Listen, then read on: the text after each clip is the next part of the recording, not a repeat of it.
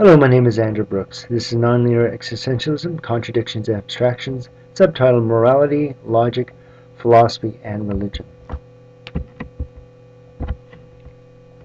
Overview of Non-Linear Existentialism, Uncertainty, Comparison of Outcomes, Linear and Non-Linear, Characteristics of Non-Linear Existentialism, Contradictions, Abstractions General, as well as specific definitions and abstractions examples. Basically, this is a very brief overview of non-linear existentialism that has been mentioned many times in the previous presentations of how patterns are generated in the cerebral cortex and how the associated specific external and internal energies occur. And then and I'll just read this, through the process of amplitude modulation, non-specific incremental changes in these patterns can occur. This occurs by varying the output of the previously quantified input, causing the stored patterns to be slightly altered. If such alterations are favorable, then the connections necessary to maintain these alterations are strengthened. Uncertainty, which is a very important characteristics of non-linear existentialism. I would just wanted to really emphasize what uncertainty means. When we refer to uncertainty, a lot of times it's going to the idea of probability in mathematics and physics, but also it can pertain to many other things by definition. So, lack of knowledge in how observed events correspond with each other and with the observer of these events. So, if you've got an observer, they look at two things or more, and they don't know how they associate with each other, that can be considered uncertainty. But more importantly than that, and I'm going to use the word feeling, anxiety here, because it's I mentioned in many other presentations of how the relations between uncertainty and anxiety are pivotal in this situation. So the feeling of anxiety that is produced in the observer by this lack of knowledge. So not only they have a lack of knowledge in a quantified way, they also have the quality, which can also be considered the argument between quantity and quality that I've also talked about in previous presentations. So based on this, based on the patterns involved, or based on the amount of processing that occurs. So you can have anxiety based on the type of pattern. It can make you anxious because of the type of pattern that is being produced, or based on the amount of processing that occurs. Because again, as been mentioned before, is there more processing that occur, that you increases the amount of uncertainty in the system.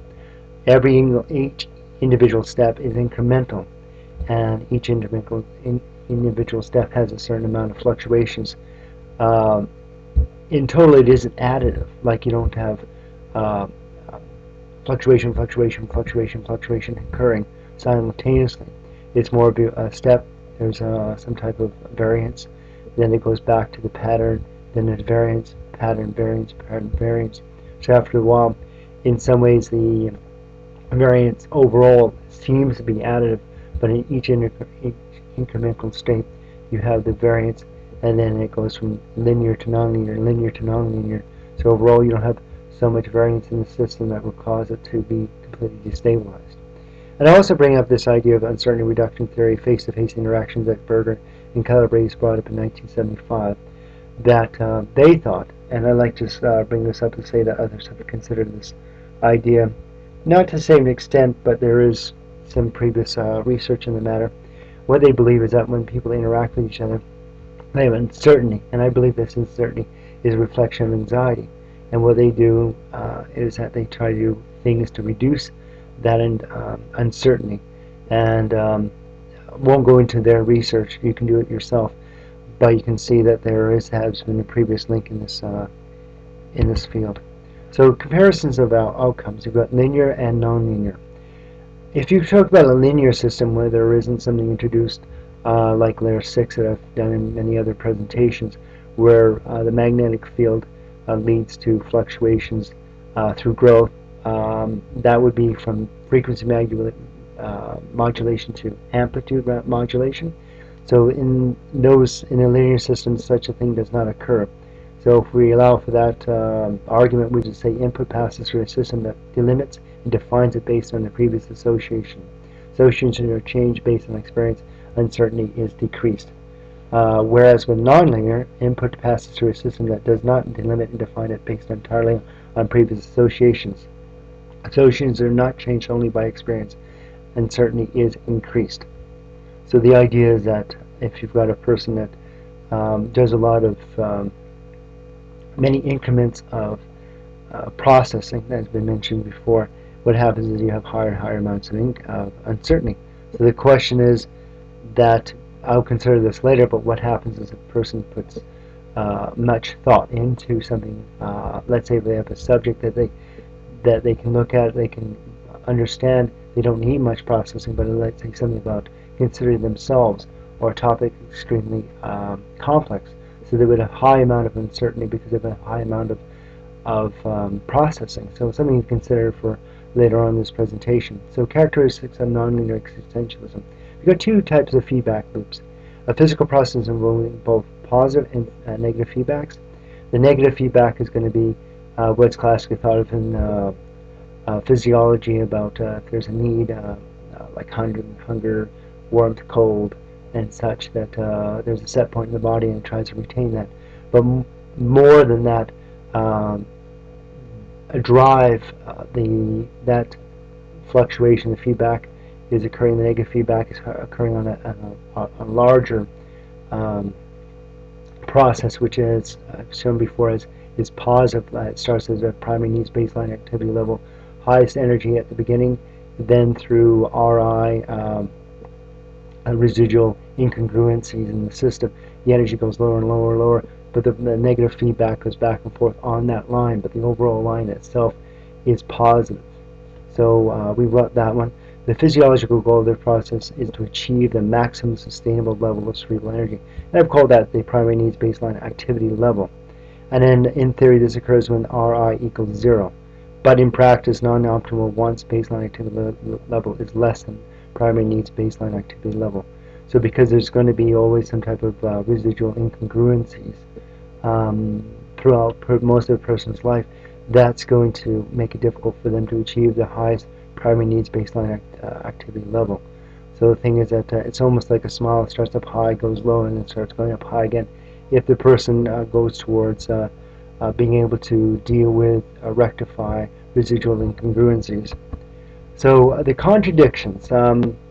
This is important, very important to look at. We're going to be going the idea of abstractions and contradictions, but we'll start with abstractions, with contradictions.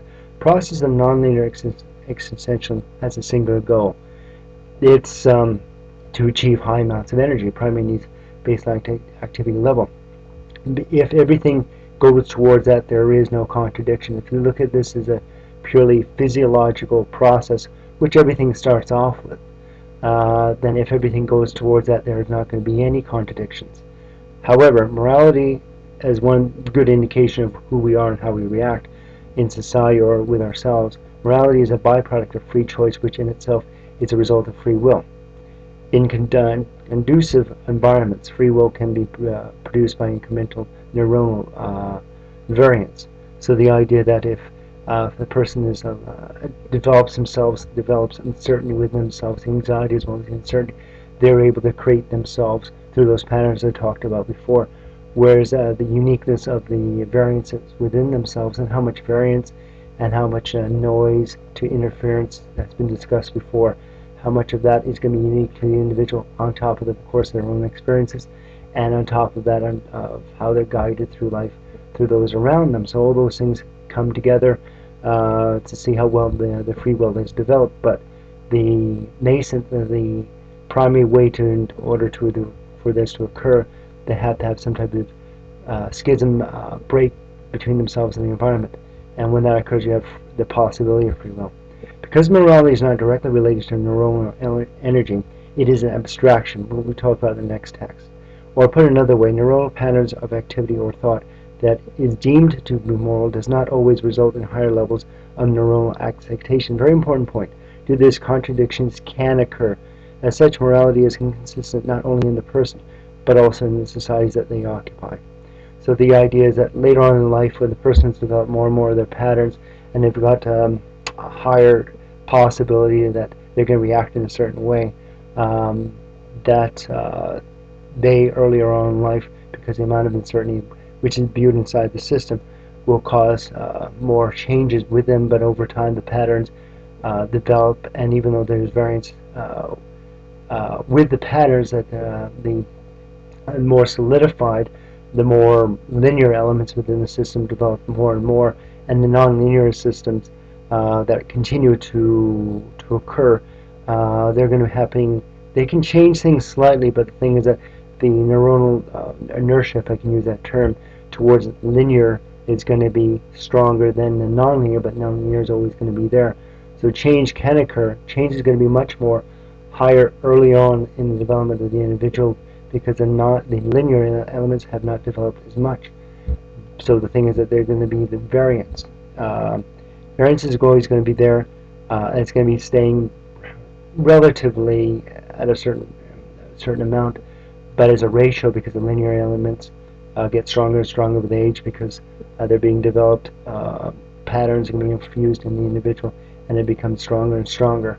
We're going to be seeing more of a fixed type of morality, but overall morality is still somewhat changeable. Abstractions. Let's get into the idea of what abstraction is.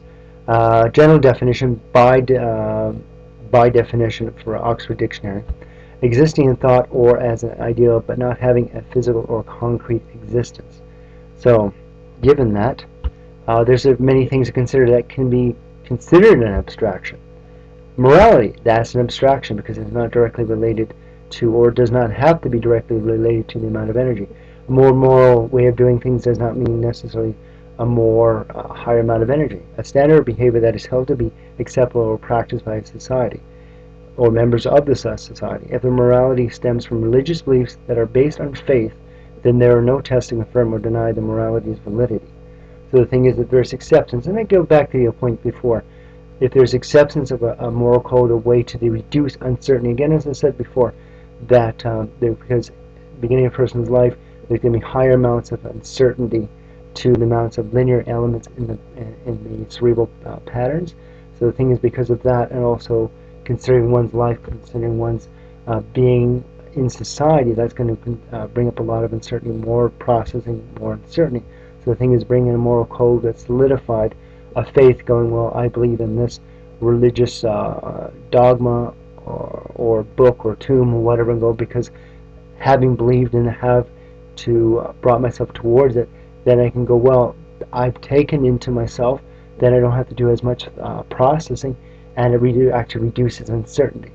Ethics, a standard behavior that is held to be acceptable and or practiced by a subset of society. In most cases, the ethic is based on logic, which requires tests to confirm or deny the code of ethics validity.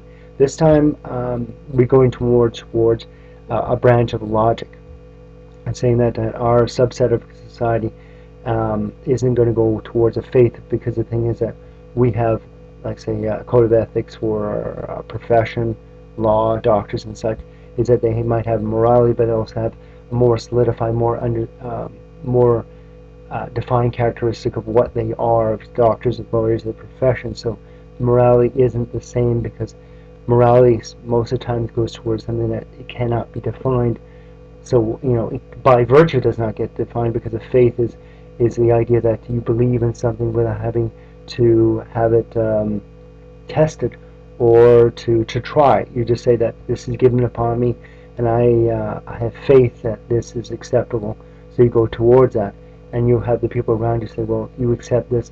This will help you decrease your anxiety. And again, as I said, anxiety is a reflection in this system of uncertainty. And basically, the last one is logic, a system of consistent and repeatable standards by which information can be compared against and tested. So, abstractions, examples, we've talked about this. Religion, the study of uncertainty in reference to a higher constraining power. Very important to understand the idea of constraining power, which is often an external anthropomorphic origin to reduce uncertainty and the associated anxiety, compared to philosophy, the study of uncertainty without referring to a higher constraining power, not all the time, however, most of the time, instead of employing an internalized observable logic to reduce uncertainty and associated anxiety. So the thing is, instead of referring to a higher constraining power, what happens is that the philosopher goes, well, I understand that I have anxiety in my life because there's a lot of unknowns in existence. So what I do is that what I try to do is to face that uncertainty And what you do is bring in logic, and logic is another way of saying, well, I'm going to try to reduce my anxiety with a system, but it's no longer anthropomorphic. Then you also have to test it, so that the idea of faith is still it's kind of a schism between religion and philosophy. Philosophy, they're always going to question. Religion, they're not going to question per se. But philosophy does have faith in logic, observation. Some say that observations are important, some are not observations are important. Some are like things in themselves that go, well, this is a thing in itself, it cannot be tested, it is something beyond me. So in some ways, religion and philosophy are kind of bedfellows. So you can't have perfection. So anyway, bringing this up because I thought it was very important to get into the idea that non-linear existentialism can be taken almost in any view and can be tested against many different types of subject matter. Uncertainty, anxiety. So uncertainty is regularly believed as physics or something that would have math. But of course, uncertainty, as shown here, can be related to anxiety. Anxiety being brought up about how much uncertainty, how much thought is being put into it, and then ways to quell that. You can either have philosophy or you can have religion, but both of them, in either way, they can say one is being tested and one cannot be tested. But how you view anything is that both can be tested and both cannot be tested. It depends on your terms, but they are both abstractions because most of the time they don't go to the idea that you have to have a certain amount of neuronal energy being linked to logic. Being the most logical is going to give you the most amount of excitation, cerebral excitation. Or if you're to your God, you're doing everything is right, does not necessarily mean you're going to have the highest amount of neuronal energy as well. And also, it's also important that if you get something that's non-abstract, that's pure physiologically, that you also have to see why many times it's very hard to say what is the goal of life, because some people say the goal of life is going to be propagating, but there's going to be times that a person does not propagate for whatever reasons. Also, the thing is that saving one's life, keeping oneself healthy, a lot of altruistic acts do occur, and I think that I would base that a lot of times that these things that seem non-congruent with the primary objective that the person states is occurring because the highest amount of energy, primary needs baseline activity level in that individual is occurring in something that appears on first face to be going against the better judgment of the individual, but I think the judgment is expressed in the primary needs at baseline activity level. Finally, a lot of times that people go into addictions, and they're doing activities which are counter to their survival appears. This is occurring because the amount of instantaneous energy that they have in the system, very high amounts of energy, however they're not sustainable. And that's the primary thing about primary needs at baseline activity level, is it's sustainable. It isn't going to be some type of massive dopaminergic flux in the body. They get that because of that is not sustainable. So it's just something I thought should be considered. But I thank you very much for your time, and hopefully this just gives you another aspect, another thought, another consideration to the entire topic of non-linear existentialism and how everything relates to each other. Thank you very much for your time, and I look forward to any questions that you have. Take care. Bye.